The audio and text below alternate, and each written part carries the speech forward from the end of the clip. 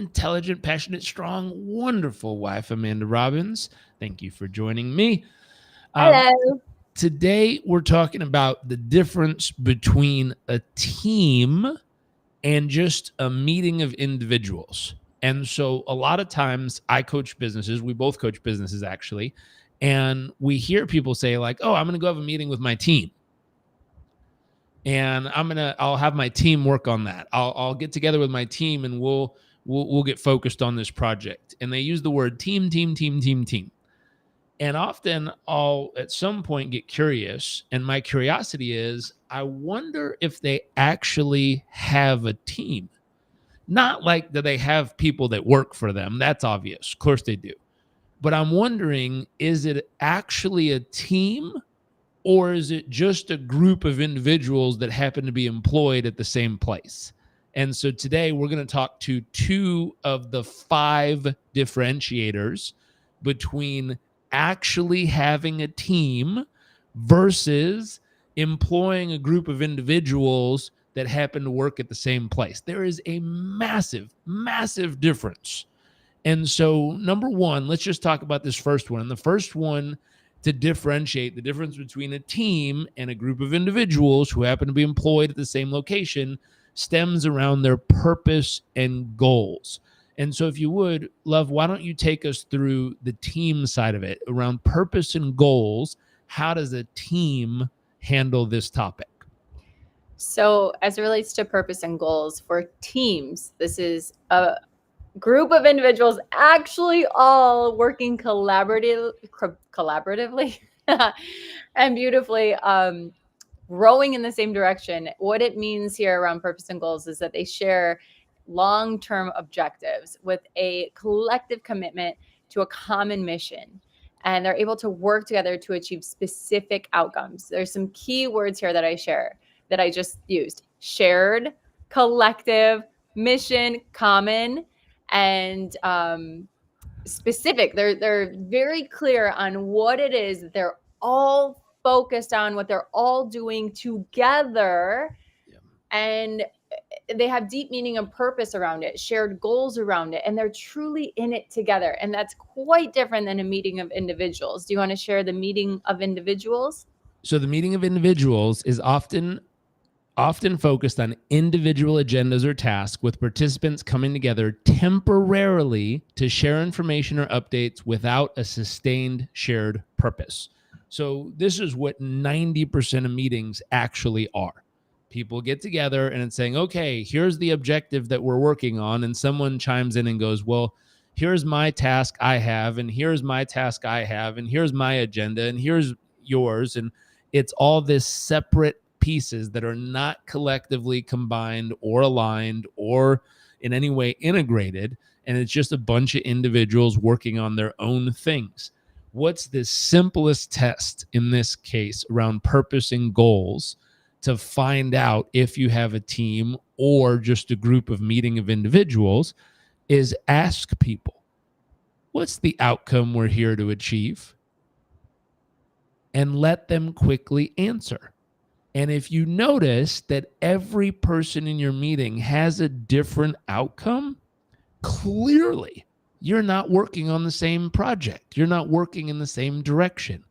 It's the equivalent. Amanda used the concept of rowing in the same direction.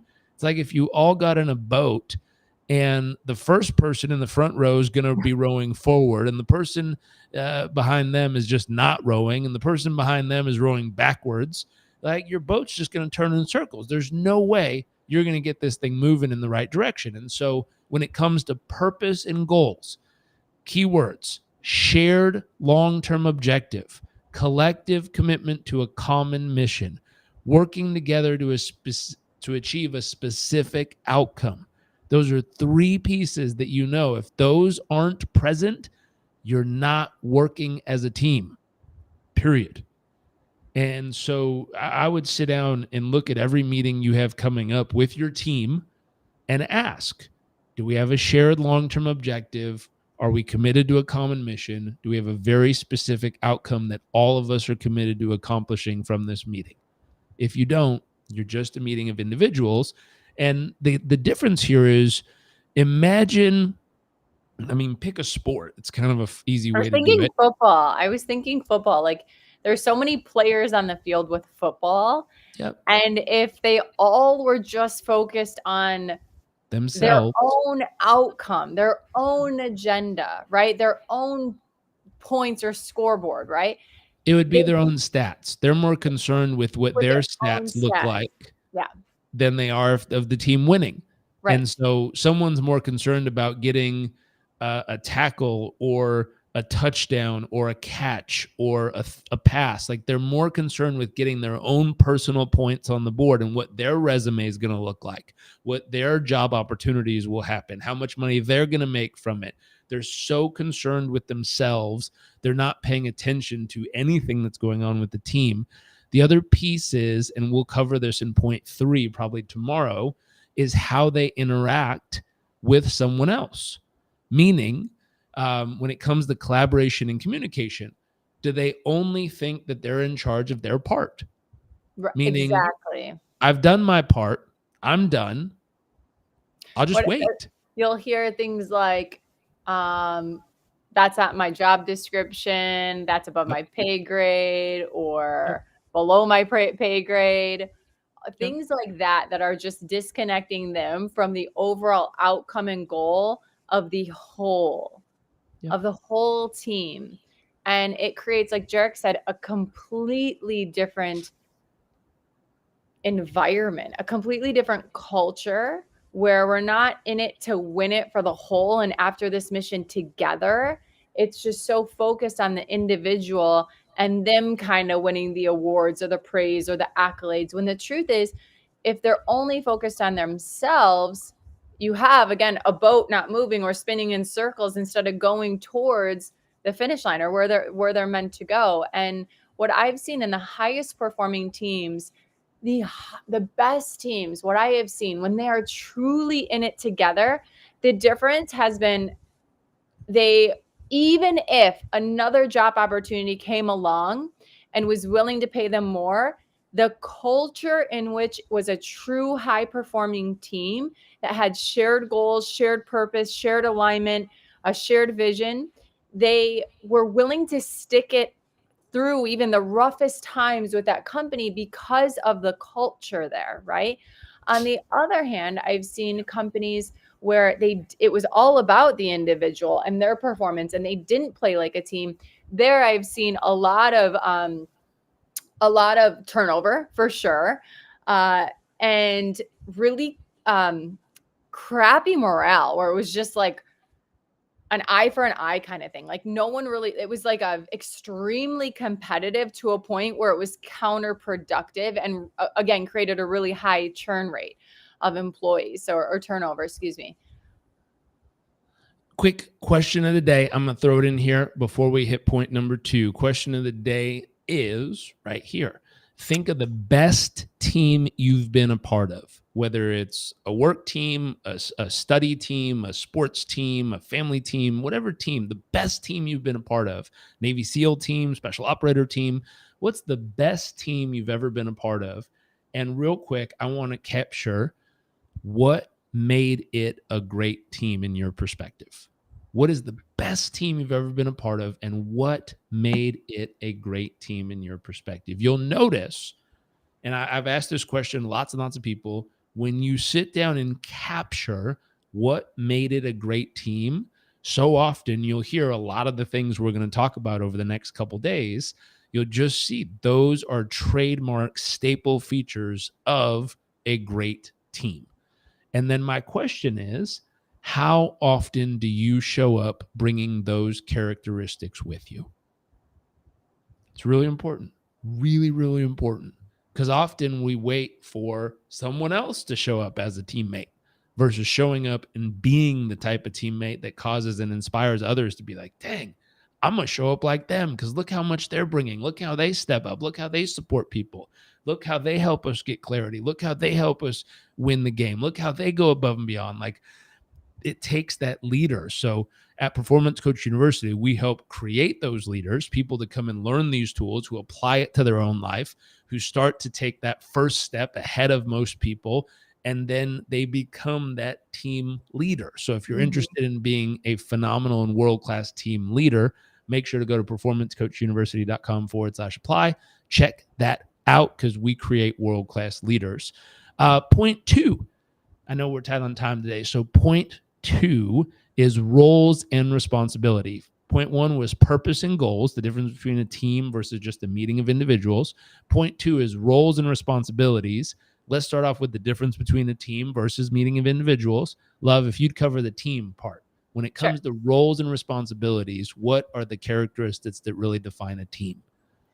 So, for roles and responsibilities, a true team clearly defines the roles and responsibilities that leverage individual strengths and contribute to the overall team goals and promote synergy.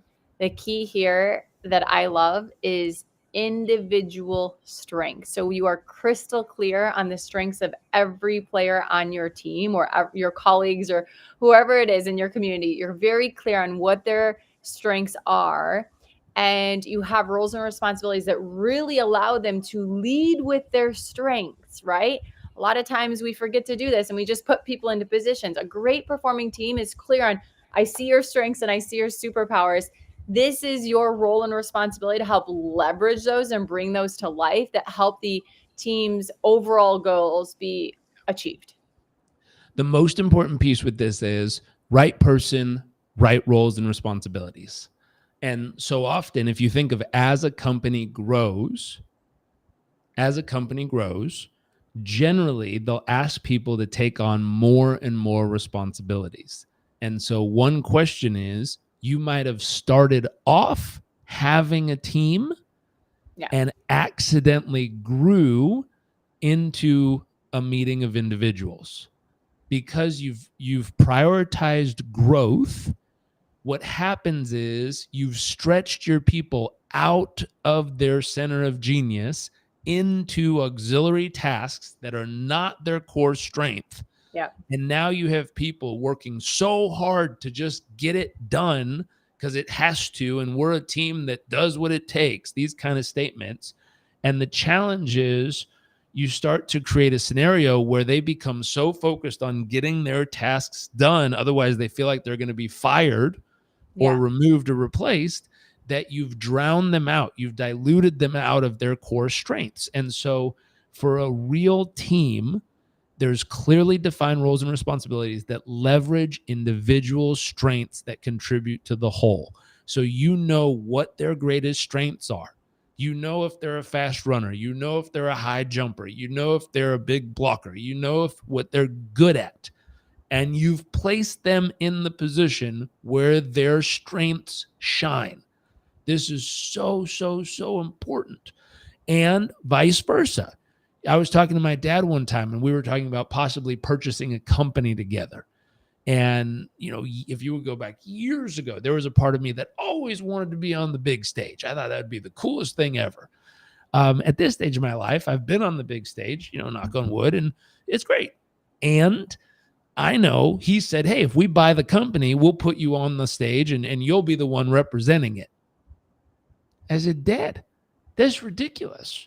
How we figure out who needs to go on stage is the person who gets the best results for the people listening and the highest conversion. Like if that's me, great. Happy to do it. Love to. If it's not, there's no part of me that would hesitate in saying, put them on. They're giving the client a better experience. They're getting better results. They're getting better conversions. Put them on all day long.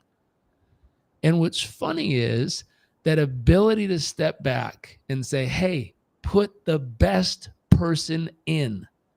Put the person that'll cause the result to happen. I don't care if it's me, you, anyone else. Put the person in that's going to cause us to win as a team versus move. I want on the stage. I want to shine. I want to be up in front. I want to do it. It's my turn. I'm hungry. Move out of my way. And so this is where ego really defeats the team.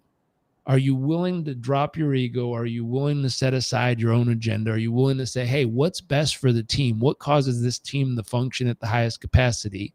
And where can I participate where my greatest strengths can really support the team's outcome?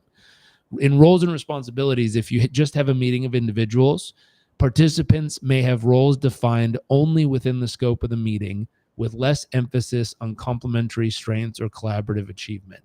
And so they show up and they say, hey, what can I do in this meeting? The meeting, really simple. There's one thing they can do to help out with. They'll do it, but it's not what they want to do, or they're frustrated they have to do it. I can give you a specific example. And this was when we didn't have a team. I was working with another organization, and the owner of the company asked someone to help complete a something that was in her department. And she straight up said no.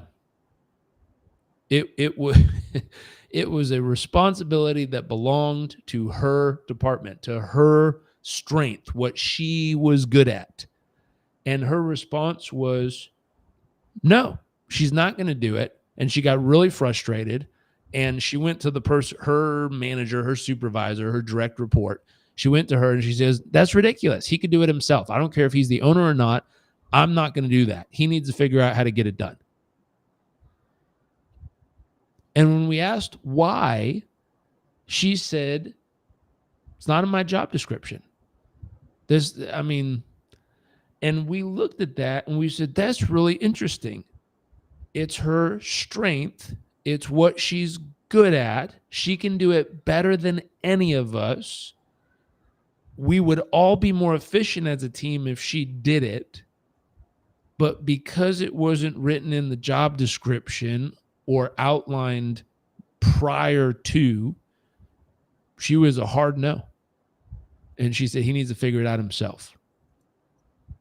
And I was like, wow, she's willing to own her tasks on an island separate from the whole. And if the whole needs anything beyond what was written in the scope of work, she's not interested. I was like, that's definitely not a signal of a team. That's not someone who's saying, hey, that's my strength, pass it to me. And I have something on my plate that's not my strength, but it's yours. Let me pass it to you.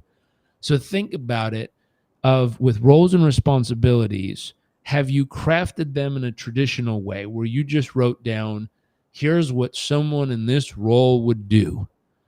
Or have you adapted them to the strengths of your team? This is the strongest person on our team in this category. Therefore, we're going to take a few responsibilities and move them over here. And here's where it's not their strength. We're going to move those responsibilities over to the person whose strength that is. Sometimes you have to rearrange traditional roles and responsibilities to actually make sure the person who's strongest at that on the team is the one doing that work. It's really important if you want to see your team shine and get to a team of high performance. You don't have your slowest person trying to do the sprint. You don't have your super weightlifter trying to run long distance. Like, you put the right person in the right position. Person with lots of strength, they're lifting the heavy weights. Person who can run long distances, they're the one running the miles. Like, it's right person, right position. This is so very important. And a lot of companies mess up on this. Mainly, and this is a whole different live we'll do, but mainly the reason they mess up is they hire for a position instead of hiring for an outcome. This one adjustment will make a massive difference in your organization. Hiring for a position versus hiring for outcome. If you're hiring for an outcome, you're going to reverse engineer who the person needs to be, what strengths they need, how they need to show up in order to hit an outcome. If you're hiring for a position, you're going to hire for someone to fill in a role and hopefully handle a bunch of things that someone in that role would handle. And you need to flip that and make sure you're hiring for outcomes. Anyways, we got to wrap up, but hopefully this is interesting. Again, the question of the day was, think of the best team you've been a part of and ask, what made it a great team? What were the characteristics you observed that made it a great team? We covered number one, which is the purpose and goals, team versus meeting of individuals. Number two, roles and responsibilities, team versus meeting individuals. Tomorrow, we're going to cover point 3, 4, and 5 and keep moving forward. If you enjoyed this, make sure to share it. Also, if you're a team leader and you really want to own more skills and tools to better lead your team, make sure to go to performancecoachuniversity.com/apply. We'd love to hear from you, and have a great day, everyone. Bye.